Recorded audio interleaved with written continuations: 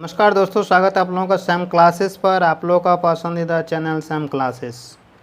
आज Sam classes पर मैं संपद आप लोगों के लिए क्लास 10th का एक important mathematics topic arithmetic progression लाया हूं। तो सबसे पहले मैं जानूंगा कि अरिथमेटिक प्रोग्रेशन यानी एपी ये होता क्या है।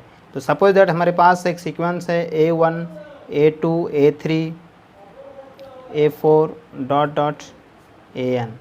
इस सीक्वेंस को हम लोग एपी में कब कहेंगे?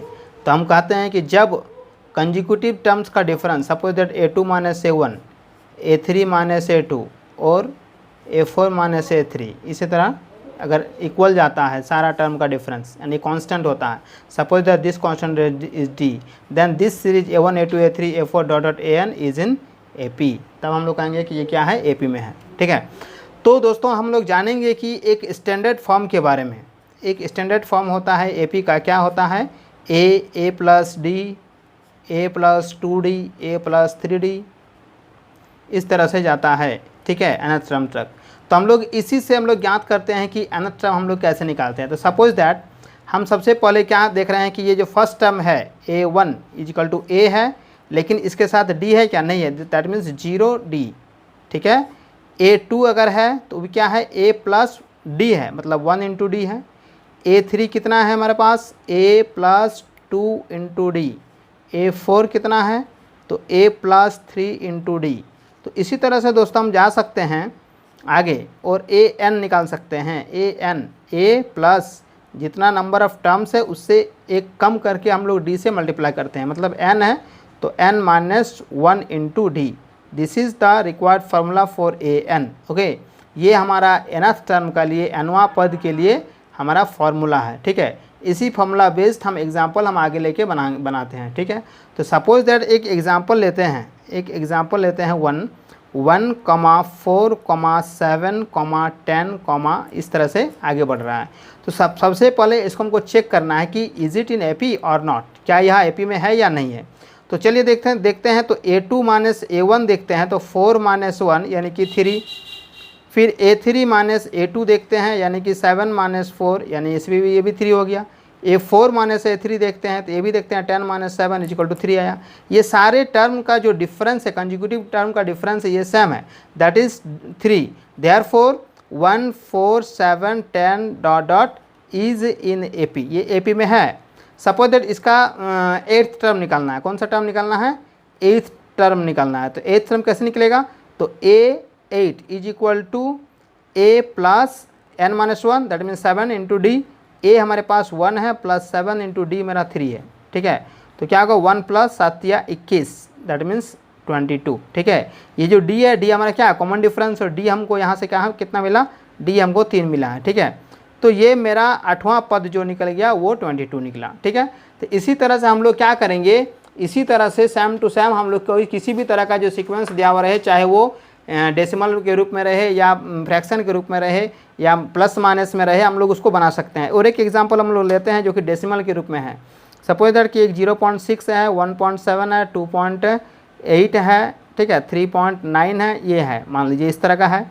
तो ये AP में है या नहीं है? तो सबसे पहले A2 minus A1 is equal to 1.7 minus 0.6, this is equal to 1.1। Okay, A3 minus A2 minus A2, this is equal to A3 हमारे पास कितना है? 2.8 है, माइनस 1.7 है, यह भी 1.1 आ रहा है। फिर A4 minus A3 3.9 minus 2.8, this is equal to 1.1। ये मेरा सारे जो है कंजिक्यूटिव टर्म्स का डिफरेंस हमारा सेम आ रहा है, दैट इज 1 आ रहा है। This is equal to D equal to 1.1, therefore this is in AP में है ये। ठीक है, उसके बाद मान लीजिए इसका 11th टर्म निकालने बोलेगा। कितना टर्म निकालने बोलेगा? 11th term. तो A11 इज इक्वल टू कितना होगा? A plus 10 into D। A plus 10 into D, A कितना है हमारे पास? तो A हमारे पास है कितना? A हमारे पास है 0.6।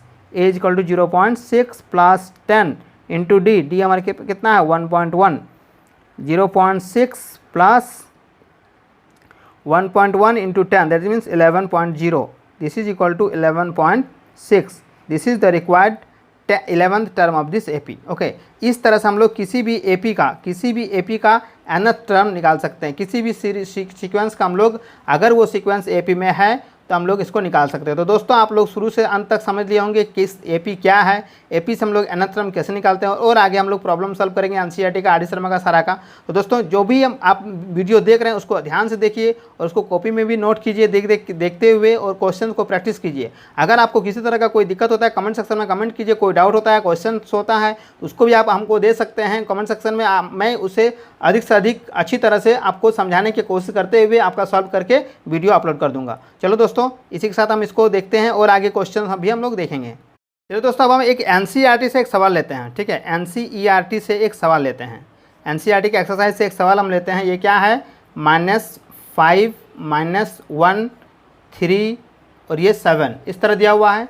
तो सबसे पहले चेक करना है कि is this series is in AP और नॉट, क्या ये सीरीज एपी में है या नहीं है। तो सबसे पहले हम क्या बोले थे, कंसेक्यूटिव टर्म्स का डिफरेंस निकालेंगे। तो सबसे पहले हम लोग यहाँ क्या करेंगे, a2 - a1 इक्वल टू क्या होगा, -1 minus of -5 which is equal to -1 minus into minus, this is equal to +5 which is equal to +4। Okay, अब नेक्स्ट करेंगे a3 - a2, a3 that means 3 minus of -1 which is equal to 3 + 1 is equal to 4। Next one is क्या होगा, a4 - a3, a4 fourth term हमारा यहाँ 7 है -3, this is also equal to 4। तो देखिए आप सारा जो डिफरेंस आ रहा है a2 - a1, a3 - a2, a4 - a3, ये सारा डिफरेंस जो है सेम है। That means the difference of the conjugative terms is same, this is constant 4। Okay, therefore -5 -1 3 7 dot dot is in AP, ये किस में है, एपी में है। तो हम लोग क्या लिख सकते हैं, फर्स्ट टर्म हमारा क्या है, first term a is equal to हमारे पास -5 है, और common difference d is equal to हमारे पास कितना है, 4 है।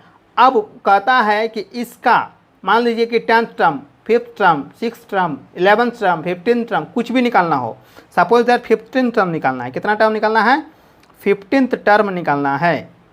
ठीक है, तो क्या करेंगे, a15 इज इक्वल टू हम लोग क्या बोले थे, a + n-1, that means 15 - 1 this is equal to 14 into D.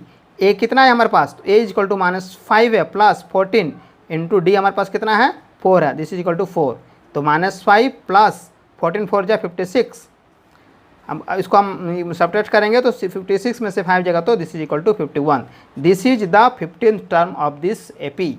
Okay, तो इस तरह से किसी भी गिवन सीरीज का हम निकाल सकते हैं, क्या निकाल सकते हैं, nth टर्म निकाल सकते हैं। अब हम एक और एक एग्जांपल देंगे कि एक एपी है, एक एपी हमको बनाना है। ठीक है, एक एनसीईआरटी का फिर एक सवाल देंगे, एनसीईआरटी का ही एक सवाल देंगे। a इज इक्वल टू दिया हुआ है 4 और d इज इक्वल टू दिया हुआ -3, ये क्वेश्चन है। ठीक है, तो write the arithmetic progression when first term and common difference d are as follows.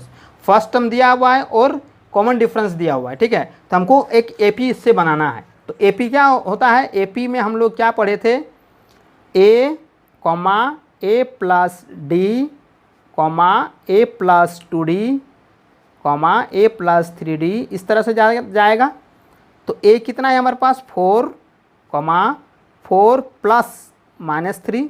Okay, फिर a this is equal to 4 + 2 into d -3, a this is 4 + 3 into -3। इस तरह से हमारा आगे बढ़ते जाएगा। ये हमारा एपी कहलाएगा 4 और -3, 4 -3, 4 -6, 4 -9 इस तरह से जाएगा। 4 में से 3 जाएगा तो 1, 4 -6 -2, 4 -9 -5, ये मेरा एपी का फाइनल आंसर होगा। ठीक है, तो ये हमारा क्या निकल गया, अगर फर्स्ट टर्म और कॉमन डिफरेंस दिया हुआ रहे तो हम इस तरह से हम एपी का सीक्वेंस भी निकाल सकते हैं।